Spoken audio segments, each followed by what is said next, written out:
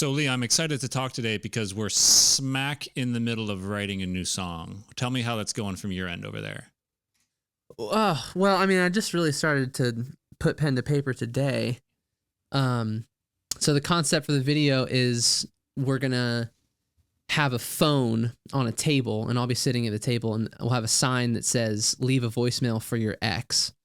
And the idea is they'll pick up the phone and like start leaving a voicemail, and it'll be like a '90s R&B intro where it's like, you know, the number you've dialed cannot be reached. Boop, and it's like, baby, man. Or no, I guess we've decided it'll be a female. So, you know, hopefully anyway. So they'll leave some kind of message about like, I don't know, being heartbroken. And then the lyrics will come in, and the lyrics will kind of be like a response, if you will, to like this voicemail. But yeah, it's been tricky. And I just put down a verse an hour ago. And I kind of like it. I kind of got to sleep on it, but I mean, I'm excited about the idea of the whole thing, you know? Yeah, it's very exciting because we've done a lot of different types of music, right? Like you've done slow songs before, like love songs and songs that are more serious about life and about overcoming hardships. We've done very lighthearted songs too. We've done fast songs. We've done kind of like funk. We've just done so many things. And I think why this one is so particularly exciting is it's kind of a new little lane. I think it fits very much within the realm of stuff we've done before, but we just never have. And I think it's sort of in that like Usher slow jam world. It's a little bit like Perfect Stranger, you know, that's the closest thing we've done to it. It's like late 90s, early 2000s romantic R&B. Yeah. So it's similar in that way, but I think it leans even harder into like the caricature of that genre. So it's like even more, I don't know, evocative and like a homage. So yeah, I don't know. To me, there's more pressure on it because it's so stylistically on the nose. Yeah. Yeah, I don't know, but it'll come together. Like I said, I usually when I spit something out, I really don't know until the next day if it's any good. You know? Yeah.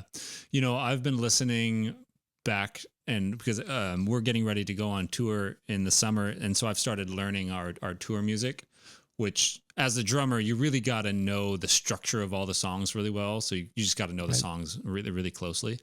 And this is always an interesting time because we make so much music so frequently. What are we doing? Basically a song every 2 weeks? We've been doing that since like May. I don't think we've missed a week. Yeah. So it's been like 9 months. I don't think we've missed a release.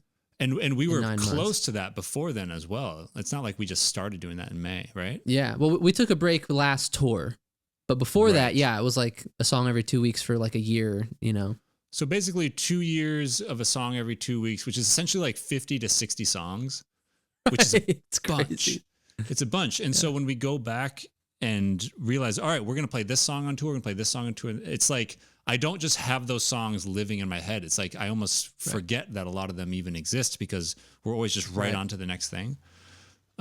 So it's really fun to go back and listen to stuff we've made that I've essentially forgot about. And dude, you know, what's a really good song. And I don't think I did anything to this song. This was essentially all you. You know, it's a really good one is Stormy Weather. Oh yeah. Yeah. I feel like we never really have talked about that song. Yeah. It's just a song we made, put out and moved on. But man, it's really good. It's really simple. It grooves really hard. You know, there's a couple songs that anyone who's listening who's into our music, they might not have heard because not everything we make that we think is really good goes quote unquote viral or gets a ton of listens. Right. What's a song, Lee, for you in our discography that you think is underplayed? Oh, I know what it is. What's that? Immediately, it's Electricity. Yeah. Yeah. Like it gets, it's not like, you know, one of our least or like least streamed songs, but it's not, I don't think it's in like the top 15. And man, when I listen to that, it just gets in my blood. There's something about it, man. Something about the flow, and really it's the track. It's that drum beat. It's that drum beat, bro. There's something about it that like I could just play it on a loop. It's like a Daft Punk song that has like 5 minutes at the end of just the track, just on a loop. And you just don't want it to end. You just soak in it. That's how I feel when I listen to that. I just want that beat to just keep going. But you know, it's that one's another one that's like stylistically, it's pretty retro R&B, and you kind of have to. It's like an acquired taste, I guess. But love that one. For me, it's "Give Me Your Heart." That song. Oh yeah, you like that one. Both of those songs are going to be in the live set. And then there's also a song that to me, it kind of makes sense that it didn't get a bunch of plays, but I still think it should have, which is Biscuit. Love that one. Yeah. What do you think? So when we're on stage doing these on tour, do you think it's weird to say something on stage like, you know, we love these songs, but we feel like they were under listened to, or do you just play them? Do you think that like sets up the audience in the wrong way? It's like, I meet so many fans that tell me their favorite song is some song that I never thought anyone ever heard. Yeah. And so you never really know. It's like streams can be so deceiving. Numbers can be so deceiving. Like it might not have had like some kind of viral attention and like reached like a mass amount of people, but the relatively smaller pool of people that it did reach, maybe it's all of their favorite songs. Right. You know what I mean? Like all of those people, it's like special to them. And so when you're in a room of 500 people, it's such a tiny pool that it's like every person in there, their favorite song could be Electricity. And the numbers wouldn't have suggested that, but it's totally possible. Yeah. So, I mean, the numbers just don't tell a complete enough story to even like make a claim like that, you know? Well, in the spirit of talking about 90s R&B hip hop, like the song we're working on right now, here's what I'd like us to do today. We've recently been talking about some of these musicians who we're fans of that started either in boy bands or like as young stars. Mm-hmm. I'm going to give you a list of those musicians and we're going to rank them. We're going to rank them 1 to 5. Right. Okay. And we can do a blend of both their early work, either, you know, as in when they were in boy bands, and their, you know, contemporary work as well. So first, I'm just going to give you the list. I've got 5. All right. Mm-hmm. Here we go. We're going to talk about Miley Cyrus. Wait. Hold up. Before you give me any more. Yeah. I feel like the better way to do this, I should blind rank them. What does that mean? So I have 5 slots. You give me the first one, and I don't know what else is on your list. I have to rank her without knowing who's coming next. Okay. All right. Sure. You know what I'm saying? So I have to fill my 5 and try to get the order right, even though I'm like blind as to who's coming next. The thing is, though, I know there are some people on this list that you haven't thought of that you're going to regret. Well, that's the thing. Right. That, yeah. You're signing up for it. Me. Okay. So Miley, so you probably have JT coming. You might have Harry Styles coming. These are like child star actors, right? Yep. Or child star artists. Yep. All right, you could have like Hilary Duff. You said people I'm not thinking of. Okay, I'm going to put Miley. I like Miley a lot. I'm going to put Miley at 3. Let's go 3. Okay, give me your favorite Miley song. Oh, let's see. That's a good question. Dude, let's just take a moment to reflect on the Wrecking Ball era of Miley Cyrus. I was about to say Wrecking Ball might be her best. You like that song? Oh, you don't like it? I like Miley Cyrus. I'm not that into that song. Like, I mean, it came with a lot of baggage, you know. It was like the naked music video and like whatever. I mean, I'm cool with that. It's more just like the song itself. Like, how does the verse? Everyone remembers the chorus, of course, but do you remember how the verse goes? I think it's like, no, but I never meant to start a war. Right. Yeah. I could be getting that wrong, but I feel like it's it's like a lower. I feel like the verse is very tender. It is, and I think the big draw to that song is the fire of the chorus. It's the intensity with which she attacks the chorus, right? And to me, that's cool, but it's just not enough for it to like be like, you know what Miley Cyrus song I love is Flowers. I think probably her most recent. I was about to say that too. It's a good song. You know, I've been trying to work in the chord progression or the music theory idea that make Flowers work as well as it does into a Fulton Lee demo for a year, ever since it came out. I still haven't gotten it yet. What is it, like a minor 4 in there or something? Like what's going on? No, I mean, I don't know if we want to get into it, but it's diatonic 5/1s is what you would call it, where in your key signature you're going from 5 to 1, but then you're going you're going from 2 to 5, and 2 is 5 of 5, and before 2 you're going 6 to 2. So you anyway, it's I don't know how interesting. I know what you mean. You go 5-1, 6-2, 7-3, like that kind of thing. It's essentially you're just letting the logic of diatonic harmony play out in the way that someone like Bach would, which I really love. Right. Yeah, that's cool. Yeah, she did kind of rip those lyrics from Bruno Mars, though. Wasn't there some controversy behind that song? Yeah, because When I Was Your Man, I should have bought you flowers and held your hand. Should have gave you all my hours. No, but lyrically. I know, but like, he's the only one who's thought of using flowers in a love song. Did she say, gave you all of my hours? It's just the exact same rhyme scheme. I don't think she uses the exact same lyrics, but it's like, it's our rhyme and then an rhyme. Our rhyme. Flowers, hold your name in the sand. Hand. Yeah. I should have bought you flowers, held your hand. It's like, you just can't not think of the other one, Okay, so you are right, Lee. Justin Timberlake is on this list as well. All right. Wait, what number did you give Miley again? 3. Okay. So JT, I'm tempted to put it 1. It's like, I don't know that I can think of 1 being my favorite. I know. Right. I didn't know you were about JT like that. You didn't? I did not. Yes, you did. Did I? Bro, I mean, we've talked about Future Sex Love Sounds. We've talked about 2020. I mean, 2020 is one of the greatest albums of all time. Like, I couldn't agree more. She's my little push of love girl.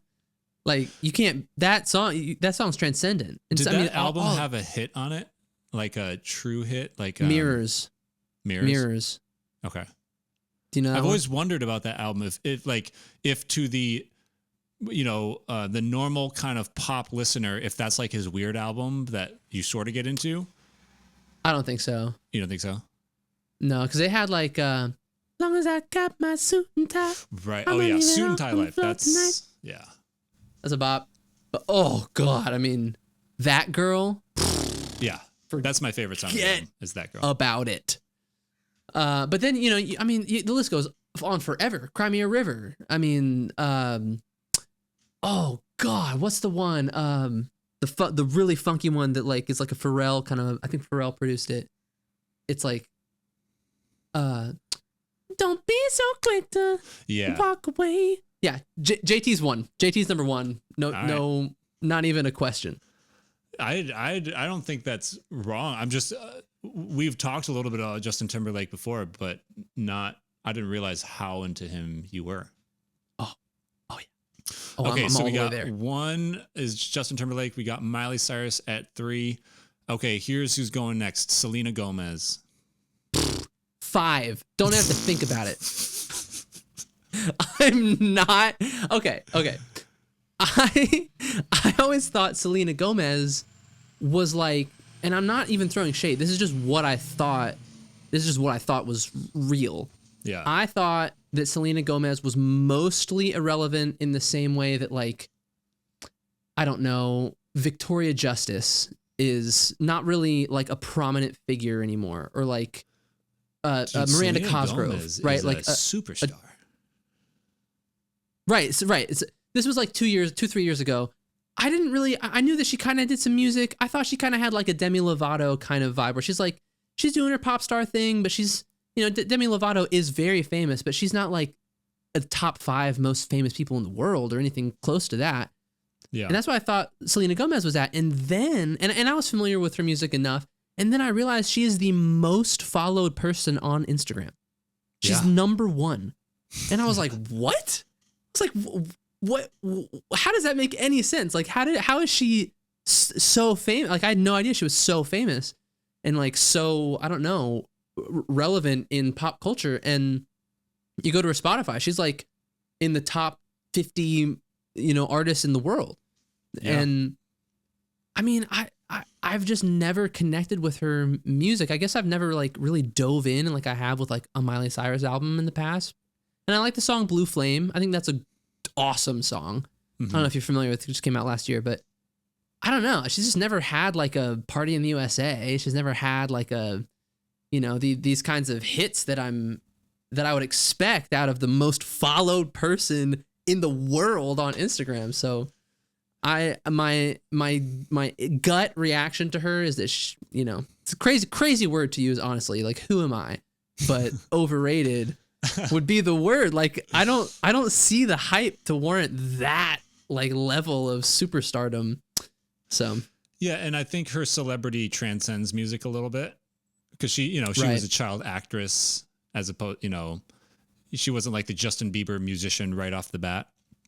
Right. And I don't know, but I feel like people care a lot about who she's dating and kind of the drama that just goes beyond her just as a musician a little bit. Dude, for me, I think Miley's best songs are better than Selena's best songs, but I think I like the sensibilities of Selena's overall work more than Miley's.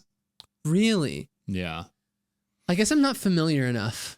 Like, I feel like she's got this kind of like hits. quieter sort of Latin music sensibility about it. Like she does a lot of kind of like little acoustic guitar things that I just like it, Right. It's not world changing, but I like that it kind of has this sort of bedroom guitar vibe to it. Interesting, man. Yeah, that's so interesting. I should probably give her music more of a chance, just to like really take it in, because I've only kind of heard it in passing. Okay, so we got Miley at 3, Justin Timberlake at 1, Selena Gomez at 5. All right, I'm going to throw a curveball. This is the one I bet you didn't think of, all right? Okay, here we go. Michael Jackson. Oh, damn it. Okay, so this is where you get screwed when you do the blind ranking. Yeah. Okay, yeah, so this was not in my... I thought we were talking like Nickelodeon kids, Right. All right. Okay, well, MJ would have been 1, so I'll have to put him 2. But yeah, I mean Michael Jackson might be the greatest music artist of all time, just across the board. So it's really not even a conversation to be had. I mean, do you feel like there's a conversation to be had? I mean, I think if you were to make an argument, I think it would come down between Justin Timberlake and Michael Jackson. And I think the argument would be that when Michael Jackson was doing what he was doing, he was the only one doing it. Right. And that you don't get Justin Timberlake without a Michael Jackson.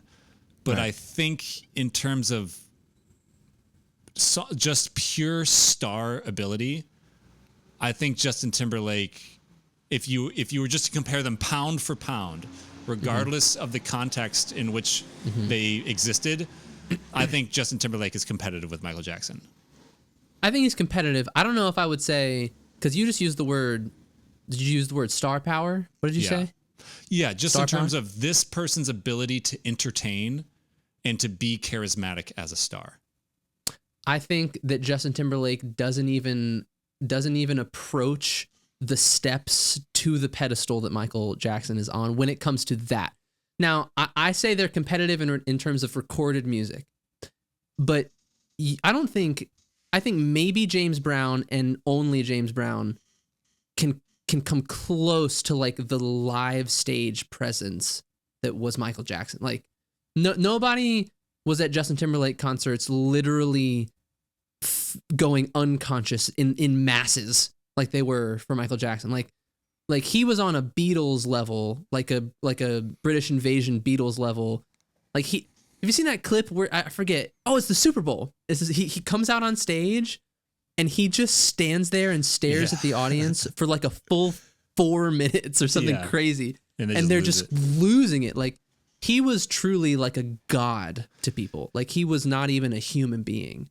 You know? I think that is very much a product of his time though. Like if you look at like someone like Elvis, right? It's like Elvis took over the world because he was shaking his hips and no one had shaken their hips yet. And it just activated this part of people's brains that they didn't know a celebrity could be like that. Mm-hmm. And if you compare Elvis to, you know, our most, you know, there's a lot of things that if Elvis in a modern context, it wouldn't be all that interesting. And that's what I mean by pound for pound. It's just based on purely what they are, regardless of what they meant to culture at the time. I think there might be a little bit of that effect happening like Michael Jackson. Like once you have a Michael Jackson who is that huge and exists on that level, how do you outdo that? What could Justin Timberlake have done to say so that someone might say, all right, he was a couple levels higher? Like, I just don't know if it's possible or if that the landscape that he was operating and is operating in would allow for something where just our understanding of his reception would make us say, yeah, I think he's on a whole new level. You know what I mean? Okay, so regardless of reception, so let's say we have a live show, you take the audience out. Mm-hmm. You just watch the show in a vacuum. I don't think Justin Timberlake holds a single candle to the guy. Have you seen him? Have you seen Michael Jackson dance? Like truly, dude. Justin Timberlake ain't no slouch in the dance department. Girl, okay. Justin Timberlake's not a bad dancer, but Michael Jackson is a completely different level of like I said, take the context out, take the era out, take the audience out. The way Michael Jackson can move is it's art in and of itself. He could have been just a dancer and not a sing, and it's still like he can move you. I think Justin Timberlake can dance well. I think Michael Jackson like defined an entire like genre of dance. I think that he transcends dance. Like, you know what I mean? Yeah, I just think it's like looking at like Kareem Abdul-Jabbar, like the first player in the NBA to score 100 points. Like he defined what it meant to be like a superstar on that level. But if he goes and plays against LeBron James, who doesn't score as much as he does, I'm probably taking LeBron James because he is a result of like the modern understanding of what Kareem Abdul-Jabbar set up the world to be. You know? But again, I'm saying take the context out.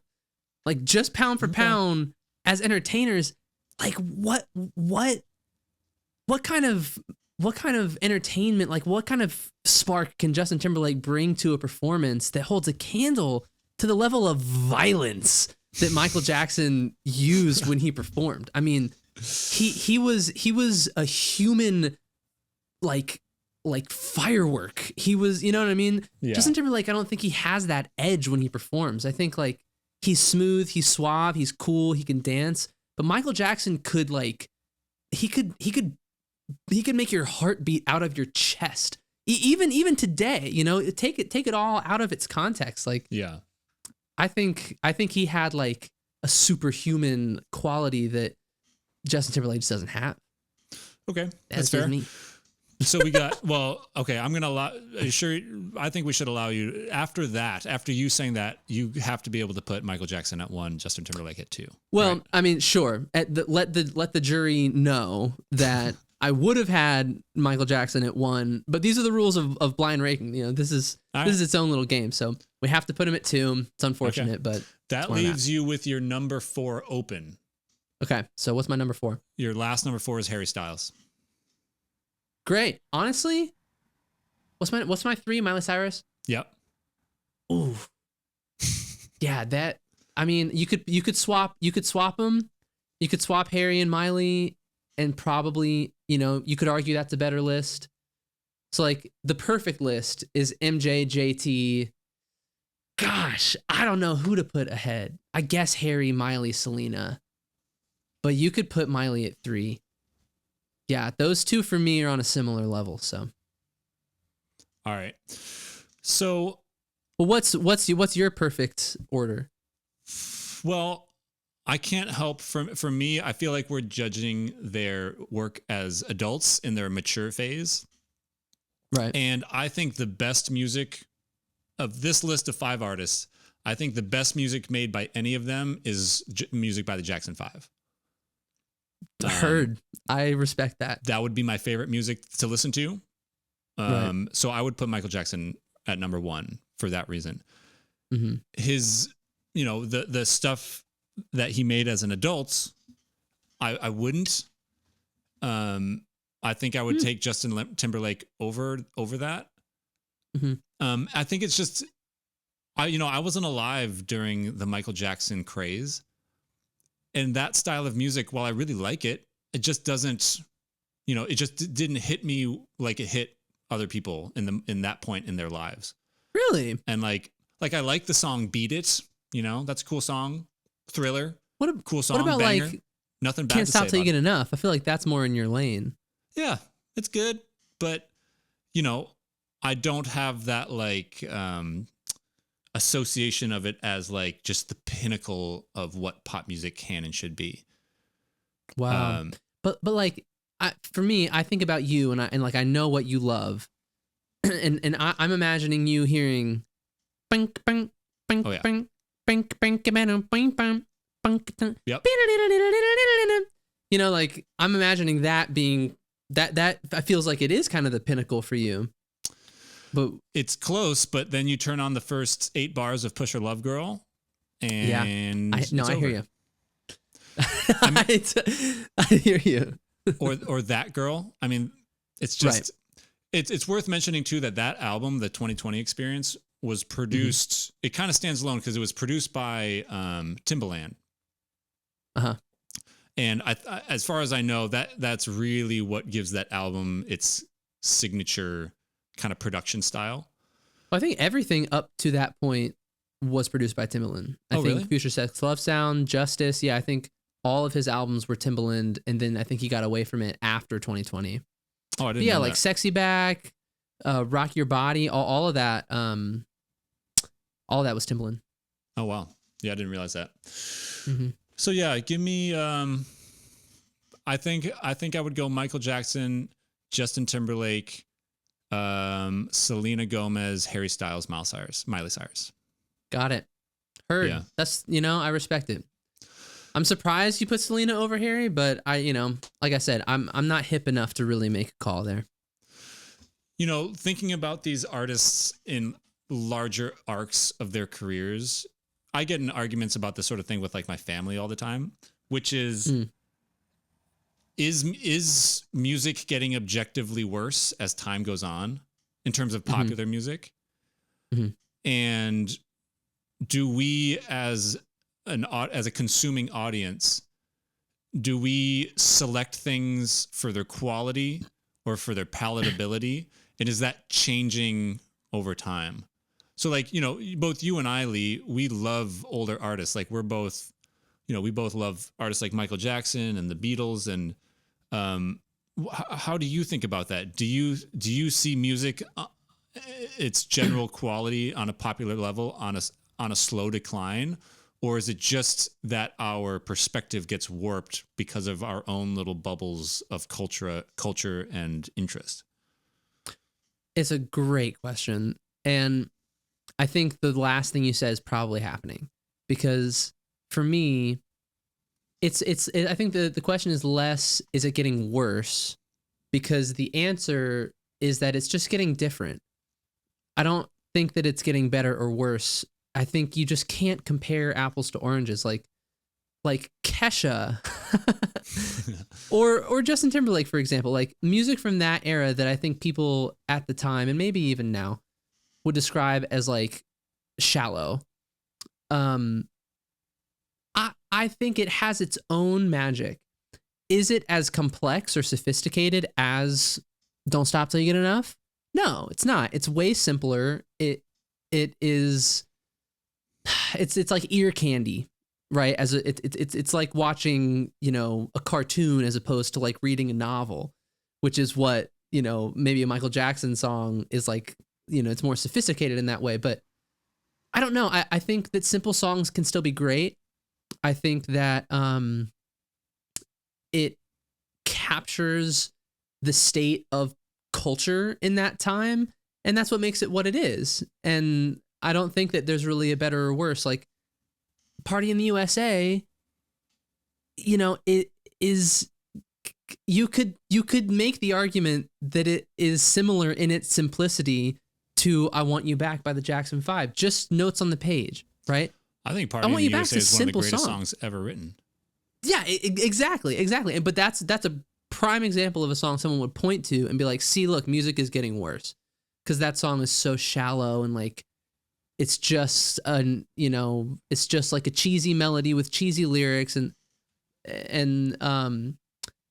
they would point to something like, you know, Michael Jackson or Tears for Fears, you know, some kind of like band that had a little more, you know, the Beatles or Led Zeppelin or whatever, a band that felt like had more artistic integrity than Party in the USA. But I don't buy it. I don't buy it. I think complexity and like quote unquote sophistication isn't the same thing as good, like just flat good, or, you know, greatness in terms of art. So yeah, that would be my answer. I mean, I think there's a good argument to be made that as the world has become more connected, the ability to reach vast numbers of people has increased. And when you can do that, you're incentivized to figure out what those people will like on a basic level and try to reproduce that until you're sure they don't like it anymore.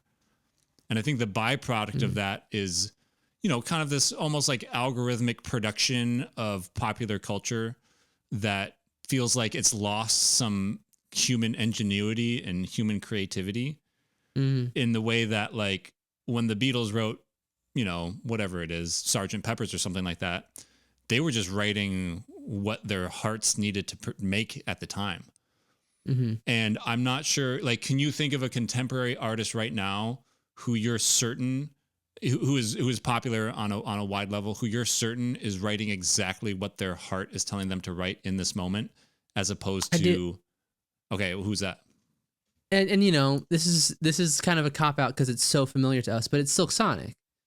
You know, Silk Sonic is exactly that. Like, they just made that because they wanted to, because they love that genre. That came straight from their heart. Like, there was no label being like, I think this would do well. Right. You know, it was truly like from their heart. Now, and I said this in a previous episode too, which is that I think the arc of pop stars starts with pandering, right? Like music that's very much engineered for the masses. It lacks depth. It's meant for teenage girls. You're supposed to just pair like a hot dude with a catchy enough song and like capture the teenagers of America, and then they're a superstar, and then they get to be a superstar for like a little while, and then they like grow all the way up and they become like a fully matured adult, and then they get to turn around and make like an As It Was by Harry Styles, or make like a Silk Sonic record. And it's only after they've crested the wave of childhood pop stardom that then they get to do exactly what you said, which is like write music from their heart. So yeah, I feel like a lot of those kind of like first hits, you could argue, are a result of that algorithmic, like inauthentic feel. But then I think those pop stars do end up finding like a real heart and soul, you know? Have you had the experience yet of hearing a piece or seeing or witnessing a piece of culture that comes from a generation younger than you and really not getting it? Has that happened to you yet? No. You're a little younger than I am. You were what, like 3 or 4 years younger than I am? Yeah, I think so. Oh, it's coming around the corner, man. You got young kids. They're going to start getting into stuff. I can't wait for the first time they're into something that you're just like, I don't get it, you know? Yeah, maybe. I don't know. what is that for you? Have you? Oh, well, you know me, man. I'm an old person trapped in a young person's body. I've realized recently that I'm going to hit my stride when I'm in my 60s. That's going to be when I'm at my happiest and my most content, because I love picking things apart. It's fun. It's fun for me to criticize things, and within reason. Right. My first memory of hearing something that I knew lots of people were into, that I was like, ugh, I don't get this. It was in college when Fetty Wap was happening. What was this big song? Baby, will you come my way? Yeah, that I was like, I don't get this. I was having the experience of like a 60-year-old being like, the kids, what are these kids listening to? You know? Right. And yeah. I've gotten a little bit better. I've learned to appreciate, mostly from you and Jake, who's our guitarist. You guys do a really good job of like explaining to me, you gotta be in the right mindset for this. You gotta like, Right. Yeah. you can't be expecting what you normally expect. You have to like understand what it's trying to achieve and enjoy it for that. It's not about competing with your favorite music. That's not what this is about, you know? Right. Like I remember the one time you were like, I was listening to this T-Pain song and I think I had told you something about something T-Pain did that was, I think it was Bartender. Oh, it's when he said, she made some drinks, we drunk them, got drunk. Yeah. And we talked about that at some point, and then you were like later, you were like, I listened to that song and I got that he's like not being self-serious. Yeah. Like it's kind of funny, and like the whole genre kind of like came to life for me, and I was like, yes, he's just they're just being ignorant, man. They're just partying, that's the whole kind of vibe of a lot of that music. Yeah, the mindset that I come from as a kid is taking art and music very seriously. Right. Like my best friends when I was a kid were really into classical music and did not mess around with pop music. Like I had an NSYNC CD when I was a kid, and I would hide it. I didn't want my friends to know that I listened to NSYNC. So That's so funny. It's taken me a while to like to kind of understand what I didn't understand as a kid. And like I said, hanging out with like you, Jake, and Jack has been a huge part of that. I can't tell you how much. Probably my favorite part of being on tour is when we're in the van and you guys play music that you like that I didn't like, and I get to witness your enjoyment of it, because most of the time I end up enjoying it through the lens you guys are seeing it through. You know what I mean? Wow. Right. Yeah. Okay, man. I've seen that happen to you before. Let's wrap it up. Okay. Cool, dude. We got to get back to working on the song. Sounds True. good, man. All right. Peace. Next time. Catch you next time, dude. Yep. We'll see you.